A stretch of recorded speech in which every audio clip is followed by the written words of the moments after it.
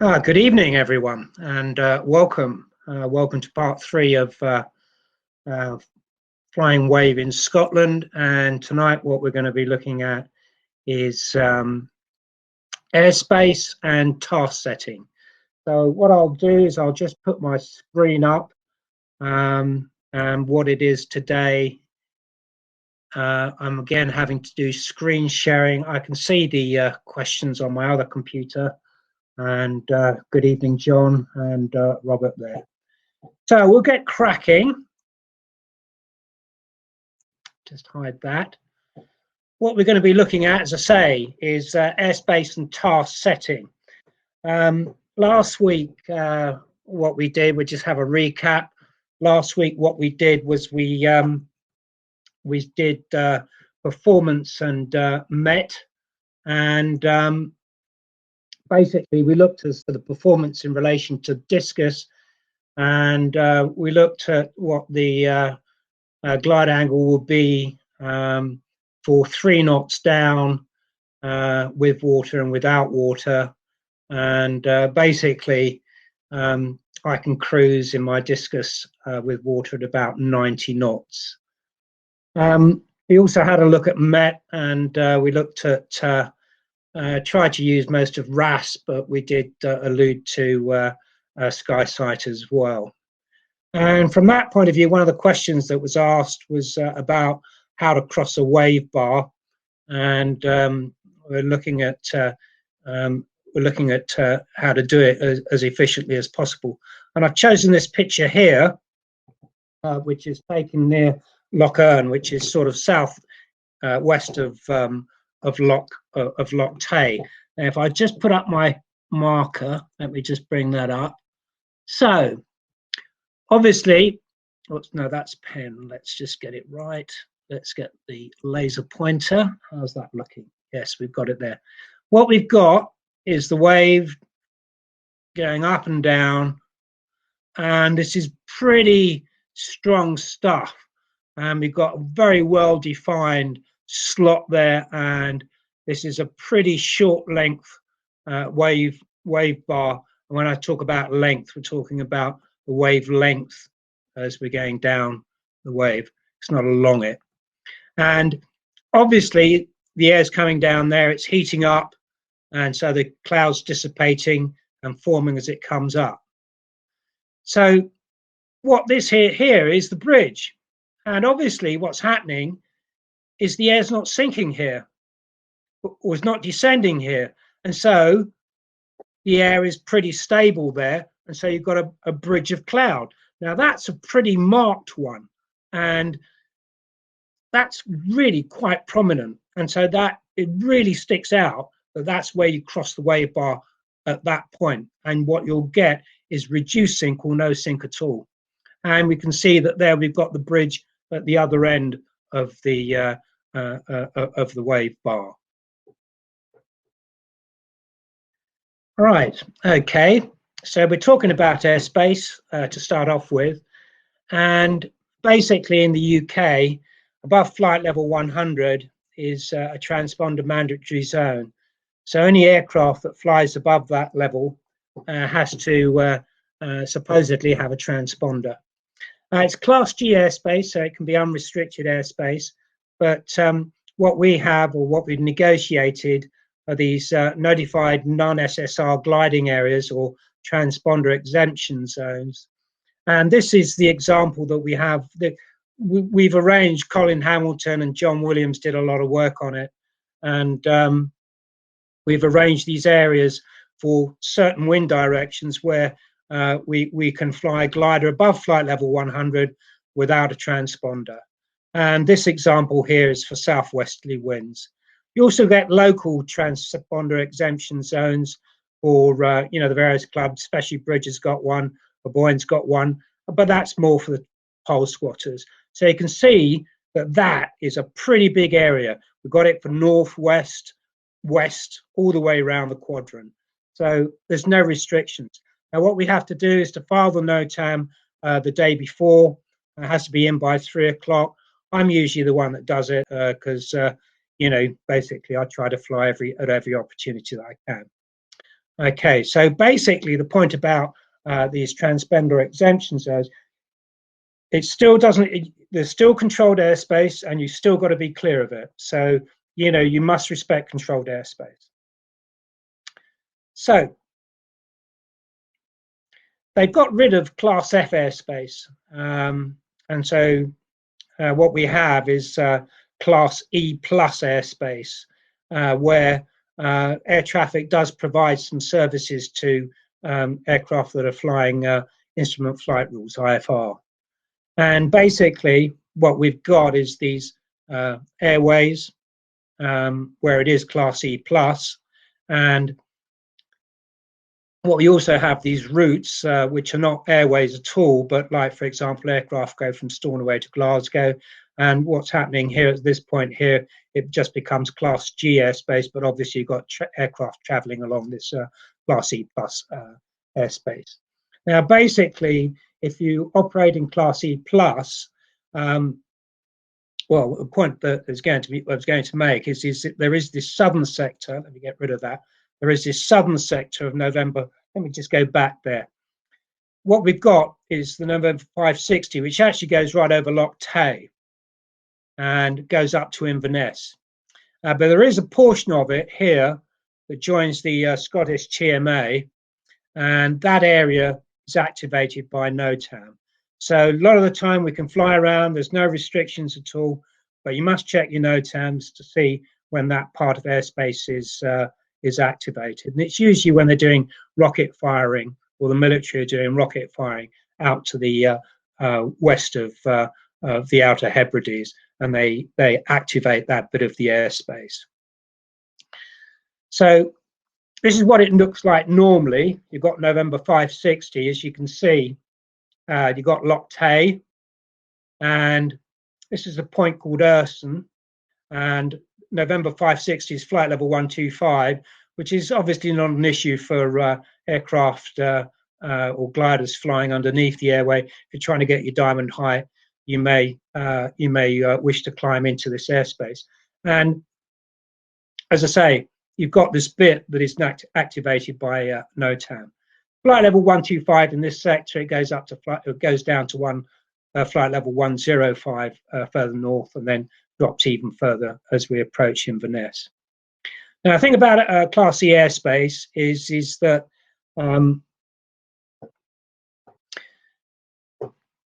VFR traffic does not require a clearance to enter Class E airspace, but must comply with ATC instructions. So this is for non-transponder aircraft. So what you do is you go on the Scottish frequency and you inform them that you're intending to cross November 560. And unless there's extenuating circumstances, air traffic will not hinder your crossing of the airway. However, there are occasions, and it's happened to me because of the density of traffic, that they've said that I have to remain clear of November 560. It is defined as controlled airspace, and to await some aircraft going past before I could cross, which is one of the reasons why they bought a transponder. So just to recap, with the use of radio, you've got the capacitor call, and basically one of the sort of things that happens is that people, when they're using the radios, because we're talking to another person, we don't wish to make a fool of ourselves, and so it tends to put us under a lot of stress. And so I use the capacitor call to basically give the information. Now, one of the things that air traffic wants to know, and they're just guys like me and you, and all we're doing is just having a chat with them, is as engaged brains before opening mouth. Actually, you can write it down on a bit of paper. But the sort of call that I would do is something like this. Glider Sierra Charlie, I'm 10 miles to the northeast of Urson, flight level 105, wishing to cross November 560, or intending to cross November 560 from east to west, not above flight level 160. and they'll come back and they'll give you what they call a clearance, and you, more often than not, 99% of the time, you'll get the crossing clearance.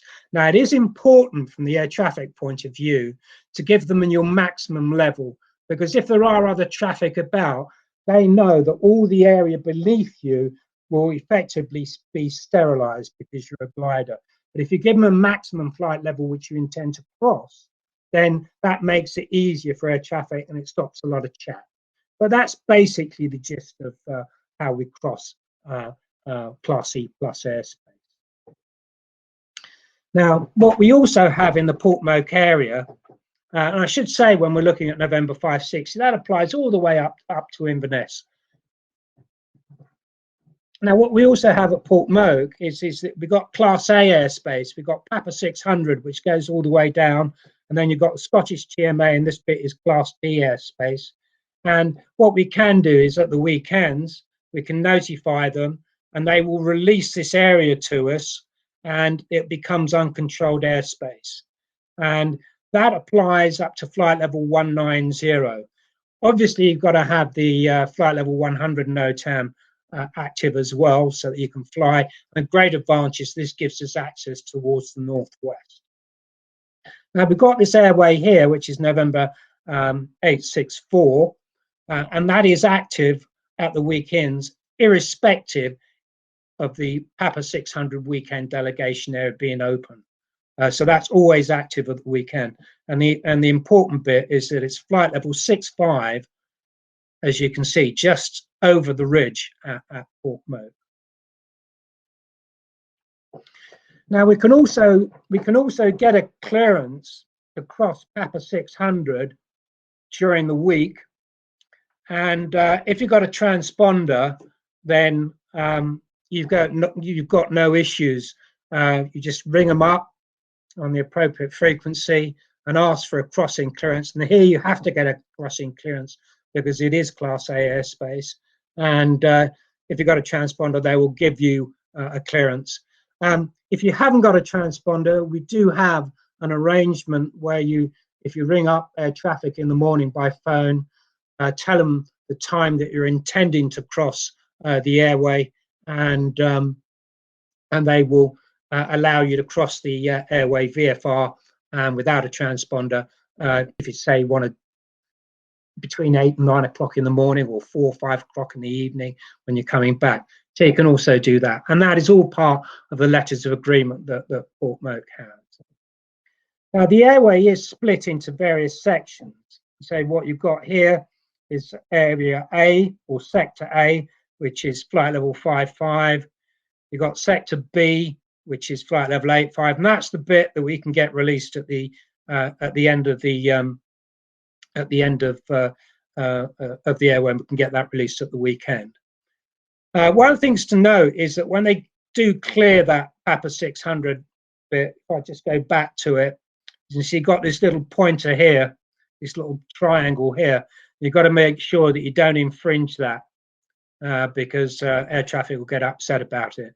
The other thing is that these airways, when they give an altitude or a flight level maximum, there is airspace above that. So like here in the TMA, this is Class G airspace, it says 6,000 feet. There's airspace above it.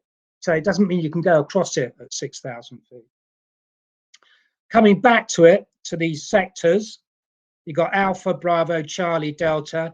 As I say, these two are flight level 105, Echo's at flight level 85, and Foxtrot is flight level 55. And again, when I'm wishing to cross the airway, what I'll say is Sierra Charlie is wishing to cross Papa 600 at Sector E at time 56, not above flight level 160, and they'll come back and give me a clearance, or they'll tell me to remain clear of controlled airspace. Yeah, just to decode CAPESA, which is a question that's been asked, it's call sign aircraft, position, altitude, conditions, VMC, or which is what we've got to be in a glider, and requests, which I've just gone through. Okay, so as I say, when you're crossing Papa 600, you always tell them what sector you're crossing through. All right, when we look at a buoy, and the problems with a buoy is that just to the east of the airfield is controlled airspace, and it's Class D. You can get permission if you got a radio to fly in Sector D airspace. People have done it from a buoy, but you must not go in without being in contact with air traffic control. And it's quite low. It's 3,000 feet to flight level 115. So this whole sector here, and it's literally just a couple of miles to the east of Boyne, and people do have in the past strayed into it, which is not good news. And then you've got the Papa 600 airway, as I said, which is Class A airspace, and that goes from flight level 55 to 195. And then we obviously go further south. Now, Feshy Bridge to the west has no real airspace issues. They obviously have to be, they're quite close to November 560, and so they must, bear that in mind when we're looking at Feshy Bridge. So I've been given an overview of the airspace around Scotland. Compared to down south, we've got a lot of clear airspace, which is enabling us to wander around quite happily. But we do have these restrictions. Here we've got the radio frequencies for the various sectors. If we're trying to cross Papa 600, the frequency that we'd be using is 1245. For crossing November 560, what we've got to use is 12725, which we can see is also the frequency for the western sector. And obviously you've got the frequencies for up north. All right, so I think that just about covers airspace. I'll just have a look and see if there's any more questions there on that. Let's have a look. And I can't see any. It's okay. So how are we doing for time? All right, that's 15 minutes. We're now going to look at task setting. And basically, what we're going to be looking at is 300s, 550s, 500s and 750s and beyond. Now, I love this picture because it really speaks volumes. I mean, there's two ways of flying wave. What we can do is fly along the wave bars. Obviously, there's the ripples, which we can assume a wave bar. We can fly along the wave bar, going along, just gaining enough height to jump, gaining enough height to jump, gaining enough height to jump. Now that's great, and that's the ideal for high speed. But sometimes you've got really windy conditions and you need quite a bit of height to jump. And so what you tend to do is to climb high and then go, and then climb high and then go. And that tends to be a bit slower. And that tends to, as I say, in stronger wind conditions, you find that we have to do that. But the ideal is to stay low, close to the wave. In effect, what they are is just ridges. They're just ridges of cloud. And you just use them like a ridge. The closer you get to them, the faster you go. It's quite simple. And I mean, you can fly along a ridge, or you can climb up as high as you can and then jump to the next ridge. Pretty similar to it.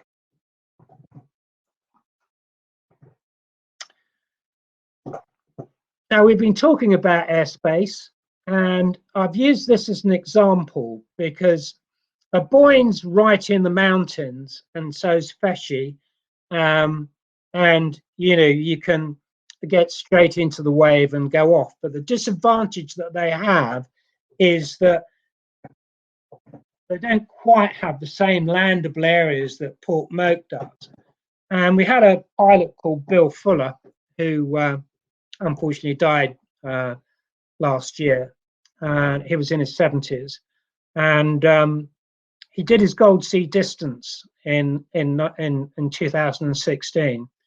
And I think this is really quite a clever task, because it's a 300 where we're going from is from Portmoak up to Fettercairn, down to Balado, and then up to Finhaven, and then back to Fort Moat. And that's 300. It's not a diamond goal because it's 4 turn point. It's 3 turn points and start and finish, but it is the Gold Sea distance, and it's completely clear of controlled airspace. And the other great advantage of it is that we've got the Grampian escarpment that just travels down here, and it's completely clear of controlled airspace. And I think that's a clever little task for Port Moat, and he went and did it. And as I say, he did it in his 70s. Didn't go do it particularly fast, but you know, good. This is what he actually did, and as you can see, as I've been speaking about before, when you first start doing cross-country soaring in wave, people tend to fly a bit high, and this is what Bill did.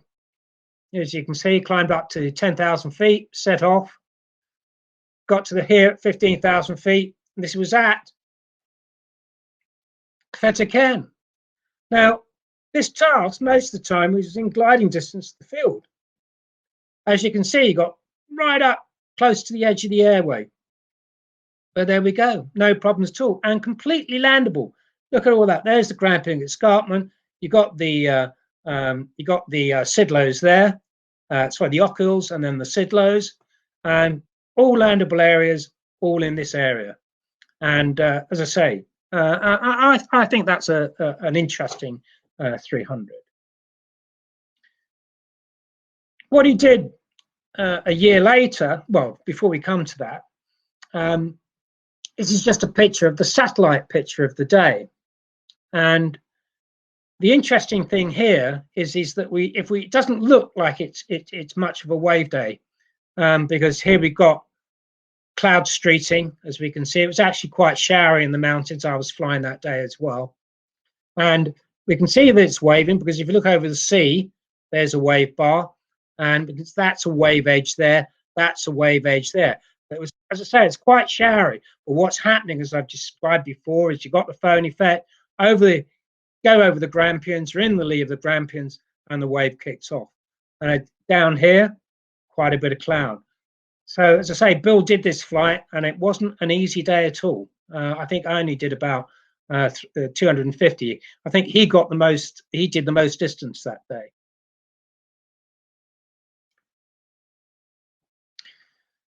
A year later, what Bill did was he went and did his 300, his diamond goal. And again, what you can do, looking at this, is that you can be in gliding range of the field all the time. Now, he went from Port Moat up to Ford Doon, and he went down to Aberfoyle. Now, the thing is you can play with this triangle, and you can use either Fettercairn or Edsall, and you can use Loch Lomond Tarbes as a turn point. Now, I've spoken about escape routes all the time. Okay, it's a bit mountainous here, but you can just escape into the lowlands. And again, you can do this whole task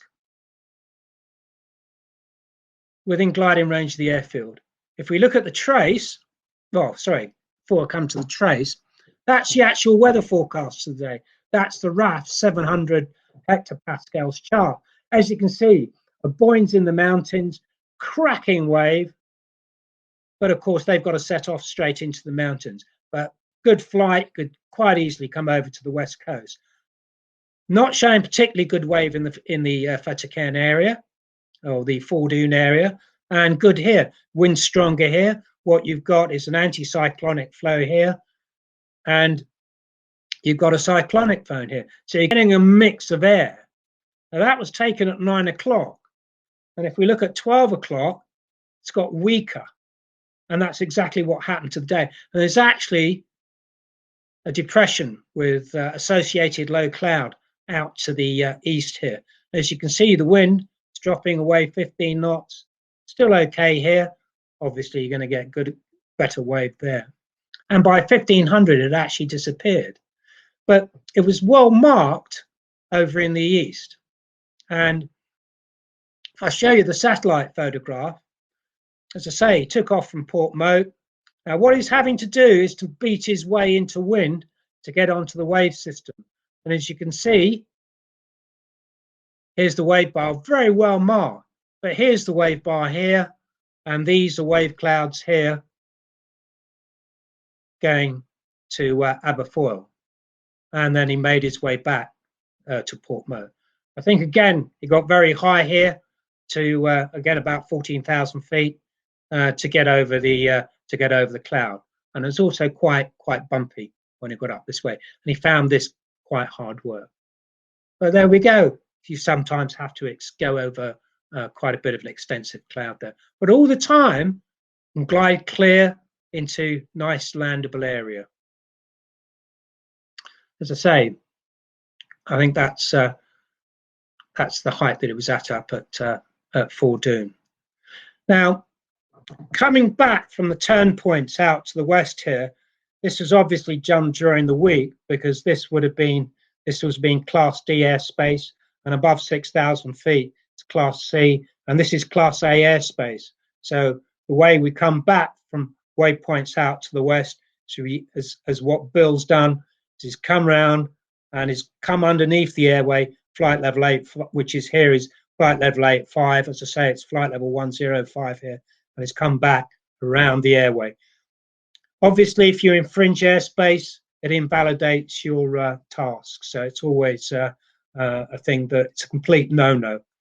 November 560, flight level 55's not been active, so he's got no problems there.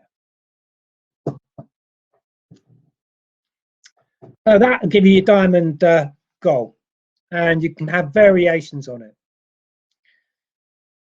Coming to the 500s, now this task can be flown from both Aboyne and Port Moat. Now what I've done is effectively this is your 300. And so it's just a continuation of the process that we've been going through of extending our boundaries. And so I did this flight in 2007. It was my first declared 500. I'd done 500s before, but this was the first one that I actually, finally got round to doing me a diamond distance. And so where we're going from is from Port Moat up to Edstall, down to Loch Lomond Tarbes. This whole bit here can be within gliding range of Port Moat. But to a certain extent now, when you're doing your 500s, you've got to start crossing the mountains. Maybe get affected by flight level 125 if we're high enough, up to Aboyne, and then back down to Port Moat. Now, this is the actual trace, and this is a speed trace. So what it's showing is my speed on each leg. So the blue, it's showing that here I am having to beat into wind to actually join the wave bars. So I'm having to jump into wind all the time, hopefully finding a bridge, and then get on track. And as you can see, I'm on the wave bar behind Edstall, so I have to dive into Edstall and then come back out. And around here, I start to speed up, and I get down to Loch Lomond Tarbes. And as you can see, this is now yellow. I'm basically flying along wave bars that are completely orientated up to Rhynie. Sorry, it's up to Mossat, and then from Mossat, as you can see, really starting to go fast coming back. I put that little star there because, as I say, what we had was some really good wave bars around this area, and this is it. This is the Braemar wave system, and as you can see, just stretching off into the distance all the way up to Mossat. Got an upper level wave there. You get your diamond height on this day. Easily get your diamond height. There you got your slot. The wind's coming down from the northwest, and there you got all your foam cloud up towards the northwest. Fantastic day. I think John Williams did 2 750s that day. So it was a good day for me to get my diamond distance. Absolutely fantastic.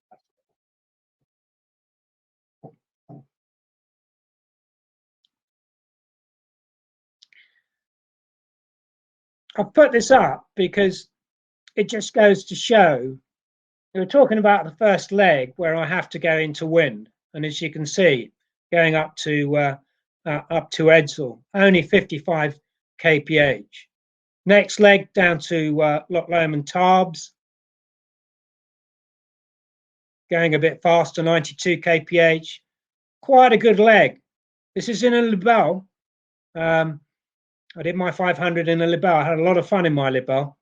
And I did that leg at 110 kph up to Mossat, and then back down to Portmoak with a tailwind, 140 kph.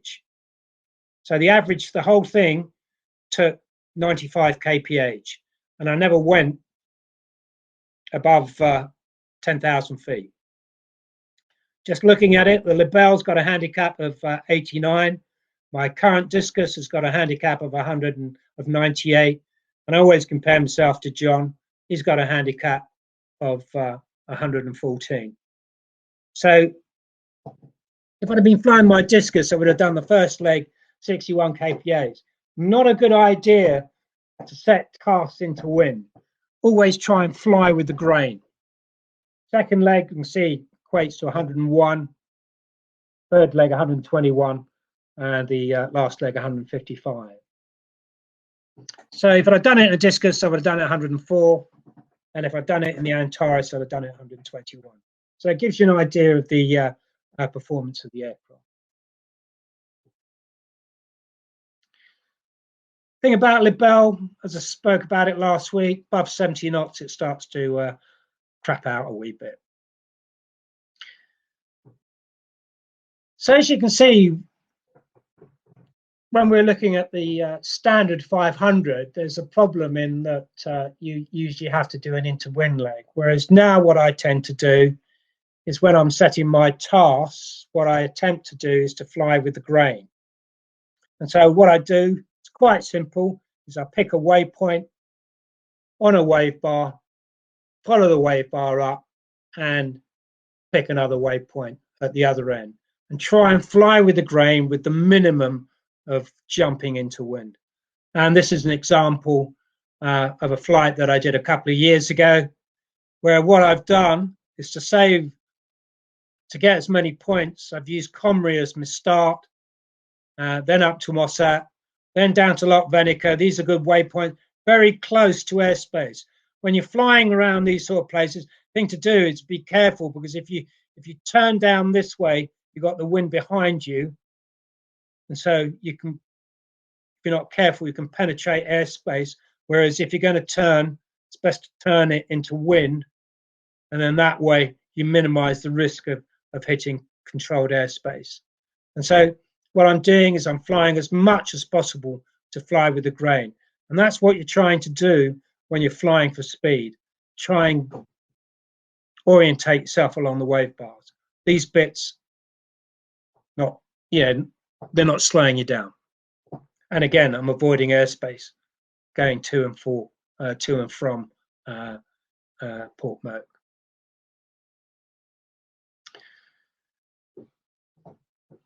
Not particularly brilliant from the point of view of trying to maintain, stay between, what I ideally like to do is to stay between 10 and 12,000 feet. I had to climb at one point to 13,000 feet. As you can see, most of the time what I'm doing is I'm usually sticking around the 6 to 10,000, only climbing when I really have to, because that tends to slow you down.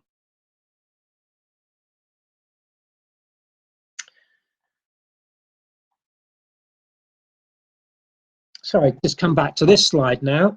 This is, so we've spoken about 300s, we've spoken about 500s, and this is a 750 that I did a couple of years ago. And basically to do 750s, you then have to start really going into the mountains because you're starting to get into space problems. And as I've described before, the edges tend to be a bit woolly. If one end's good, the other end tends to be weak. It just depends on the wind strength. Now, on this particular day, the wind strength was about 60 knots at 15,000 feet. And it was pretty windy all the way down from 15,000 feet below. It was a very windy day. And above about 15,000 feet, the winds were up to about 70 knots. It was quite breezy. And I was a bit concerned about it because I didn't think that I could get to Inverary, which is a fair way from Port Moat, because I'd be traveling into wind. As it turned out, I managed to do it quite easily. It wasn't too bad at all, but it was a very interesting day. I failed to get my 750 because I missed the start point by 400 meters. It's a 1 kilometer start line. And unfortunately, I was going quite fast and I just went round the back of it and didn't actually go through the start line. So, and I was quite low and I had to escape going into Loch Lomond. And I thought, I can't be bothered trying to get back to start. So I just carried on and went on. I thought, stuff it, I'll just do it anyway. Because it was quite cloudy at that point. But the thing I was having to do on this day, and as a result of it, it wasn't particularly fast, because it was so windy. I'm trying to fly in with the grain, but I was having to do high climbs up to 14, 15,000 feet, then dive to the next wave bar. So there were big gaps, and then climb again, and then dive to the next wave bar. And this is where the discus was starting to run out of performance. And those sort of winds, I was starting to have issues. But as you can see, this is not classic racing weather. It's climb, dive down, climb, dive down. Really quite difficult. It took me actually 11 hours to do the whole flight. The 750 took about 9 hours, but the flight itself took 11 hours, and I landed 1 minute after sunset. And at one point, I thought I wasn't going to complete the task, but I managed to finish it. As I say, it was difficult. However, John, who's a better pilot than me, John Williams, in his Antares, what he did was he went down to Northern Ireland before he actually started his task. He did a 720, I think it was. And he thought, well, I haven't been to Northern Ireland. The Germans already got to Stornoway, which is what John wanted to do. So he's not going to be second. So he thought, well, I'll go to Northern Ireland. And so off he went. Took off. We all took off nice and early. And then he gets to Northern Ireland, comes back, and he says, I'll do that. He does his declared task of 720 kilometers. Ed Downham did I think it was an 800, and Roy Wilson did a 750 from a Boyne as well. So as you can see, both a Boyne, Port Moat, and Feshy, if you wish to do so, can do these sort of tasks. As I say, it was a very windy day, and as we can see, it was actually in the morning a lot cloudier, and then it started to dry out. You can see the wave bars coming off the Mull of Kintyre and over the Isle of Arran. So that is pretty good stuff. But up here, the wavelengths were enormous, and it was pretty blue, and all three of us were having conversations, because that's the route that you took up to Rhynie. You went in a big curve past the Boyne and up to Rhynie. But look at the width of that. Hell of a lot, and a lot of cloud around here, which I had to jump over. Very difficult day, quite challenging. But because they're in higher performance gliders, both Ed and Roy and John, they could make easier work of it, whereas in my discus I was having a wee bit of a struggle. Interesting day that. Now we're starting to get to the fairy edges. This is we're now coming to what's actually capable of achieving in Scotland. John did a 1,000k in 2007 east-west out to sea, North Sea 1, out to Burnessum Pier, started at Dunkeld. So he's done 1,000k east-west, and he's also done 1,000k north-south. Now that's not to say after doing 1,000k within the Scottish boundaries that you can't shoot off south and possibly even get to the south coast, and people have been attempting to do that. So really you're limited by your imagination. This is the fastest, I talked about it last week, this is the fastest 1,000k that John's done, 135 kph. I think that I can do 1,000k in a discus on this particular route. I don't think I can do it on that one because I think that's a bit too much for a discus, but I can do a 750 east-west, but I think 1,000's a bit of a push, but you never know. It depends on the day. So I think there we are. We're coming up to I think basically what we can fly in Scotland from the task setting point of view. So I think, yeah, just coming back to John's flight where he did this 1,000k, and you can see he never went above 10,000 feet. Got down to 3,000 feet at one point.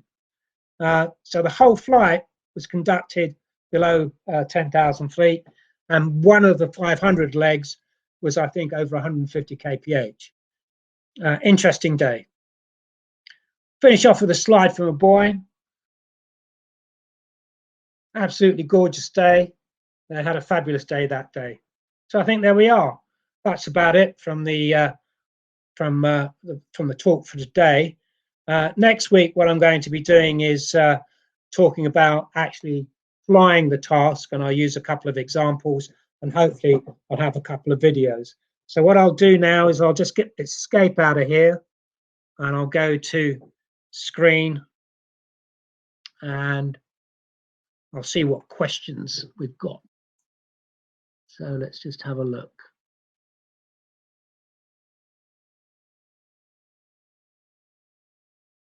Right, let me have a look. Okay, I've discussed CAPESA. Yeah, the true airspeed becomes greater, obviously, as we're going higher. At 10,000 feet, I think you have to reduce your V&E by 3 knots. You're getting about a 10, 15 knot increase at about 15,000 feet, but you really have to think about what the wind strength is. On the 2nd of October 18, it really was horrendous. I was having to fly at about 100, 110 knots most of the time. And I'm on my glide angle is not being that great at the point of view. This is where performance really comes in, where if you have a high performance glider like an Antares, and if you've got it highly loaded with water, that's where it really comes into its own. I gave you that thing as well about working out what your true airspeed or what your ground speed will be for a given wind. I think it was about a 10 knot difference for a 60 knot wind. All right, anything else? Southwesterlies. Southwesterlies from Aboyne. Well, John's got up to Skye quite a few times from in Southwesterlies. I've got up to Skye as well, but Aboyne more favours Southwesterlies, and we're looking at tasks out to Ullapool, out to the west coast. From Aboyne, I don't think you really get that many southwesterly tasks. If the wind's got any south of it, a Portmoat tends to be a wee bit more difficult. We tend to get affected by the Fourth Clyde Valley effect, whereas Aboyne is perfectly paced for the phone. Our ideal for Portmoat, our ideal wind directions is from west to north. Yeah, Aboyne to Dasham was done in 2000. I mean, people have, planned to try and get across the channel. the height record at Boyne's 36,000 feet. You could go to Norway. The wave extends out to sea quite a long way. So anybody brave enough get over 30,000 feet at a Boyne, then you could get across the North Sea. I've not spoken about high altitude wave because basically I think that it, for cross country, it's very rare that you have to go above 20,000 feet to go to start going distances. So I haven't spoken about wave boxes and all the rest of it. If you're flying in the summer, do you have to get into wave before the thermal starts? Depends. Depends on the day. If you've got an inversion, if you've got an inversion, what you can have is thermal and wave on top of it. When I did these 3-500 flights when I was up for 15 hours, you had Phil Warner talking about it in his talk on interpreting Met, and on that day Tim Jenkinson did 1,000 in thermal down south. We had the same air mass up north. It was just wetter, and it was thermic. And John Williams had planned to do a wave task in the morning and a thermal task in the afternoon, but he had some issues and he couldn't do it. And we had a big discussion about whether the wave would continue, and I reckoned it would continue. What can happen is that the thermals, if you've got an inversion, the thermals will align with the wave bars, and so you can either fly in wave on top of it, or you can fly thermals underneath. And it also it can also affect cloud streets, where you get cloud streets where you get certain bits in certain conditions where the wave will enhance and be detrimental to thermals. Basically, if there's an inversion, you can get wave on top of it. If there is an inversion, nah. And what tends to happen is you can get wave in the morning, that will disappear by 11, 12 o'clock because there's not a strong inversion. All right. Yeah, I've got a trace for it. I showed it last week. And basically, if you just go onto the BGA ladder, and you can find all these flights, they all go back to 2007. And I think Chris Fox, I think it may still be the case that there are records for flights before that, but you can download traces of all flights up to 2007. Right. Yeah, that's right. I remember the photographs. Gordon and Alfredi Darlington flying from Boyne down to Lasham that day. Yeah, that's right. And they took off. That was again in June, if I remember correctly. Yeah, there is a trace for that flight. Okay, how are we doing for time? That's 50 minutes. Any other questions?